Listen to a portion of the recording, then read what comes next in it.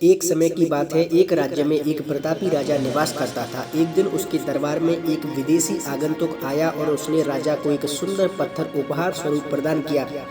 राजा वह पत्थर देख बहुत प्रसन्न हुआ। उसने उस पत्थर से भगवान विष्णु की प्रतिमा का निर्माण कर उसे राज्य के महामंत्री को सौंप दिया। महामंत्री गांव के सर्वश्रेष्ठ मूर्तिकार के पास गया और उसे वह पत्थर देते हुए बोला, महाराज, मंदिर में भगवान विष्णु की प्रतिमा स्थापित करना चाहते हैं। 7 दिन के भीतर इस पत्थर से भगवान विष्णु की प्रतिमा तैयार कर राजमहल पहुंचा देना। इसके लिए तुम्हें 50 स्वर्ण मुद्राएं दी जाएंगी। 50 स्वर्ण मुद्राओं की बात सुनकर मूर्तिकार खुश हो गया और महामंत्री के जाने के बाद प्रतिमा निर्माण कार्य प्रारंभ करने के उद्देश्य से अपने औजार निकाल लिए। अपने औजारों में से उसने एक औजार लिया और पत्थर तोड़ने के लिए उस पर हथौड़े से वार करने लगा, किंतु पत्थर जिसका तस रहा। मूर्तिकार ने हथौड़े की कई बार की, किंतु पत्थर नहीं टूटा।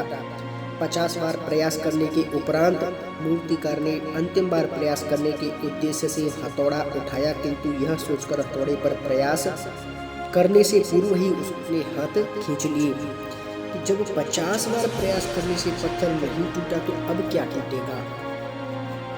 वह पत्थर लेकर महामंत्री के पास गया और उसे यह कह वापस आया कि इस पत्थर को तोड़ना नामुमकिन है, इसीलिए इससे भगवान विष्णु की प्रतिमा नहीं बन सकती। महामंत्री को राजा का आदेश हर स्थिति में पूर्ण करना था, इसलिए उसने भगवान विष्णु की मूर्ति निर्मित करने का कार्य गांव के एक सामान्य से मूर्तिकार को सौंप दिया।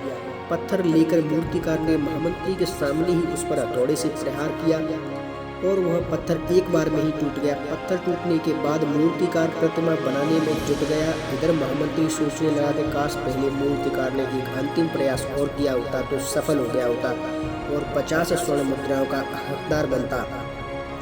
इसीलिए हम भी कई बार ऐसी परिस्थितियों से गुजरते हैं। कई बार किसी कार्य को करने से पूर्व या किसी समस्या के सामने आने पर उसका निराकरण करने से पूर्व ही हमारा आत्मविश्वास डगमगा जाता है। इसीलिए यदि आपको जीवन में सफलता प्राप्त करनी है तो बार बार असफल होने पर भी जब तक प्रयास करना नहीं छोड़ना चाहिए, तब तक सफलता मिल नहीं जाती। क्या पता जिस काम को करने से पूर्व हम हाथ खींच लें वही हमारा अंतिम प्रयास हो और उसमें हम कामयाबी प्राप्त हो जाए।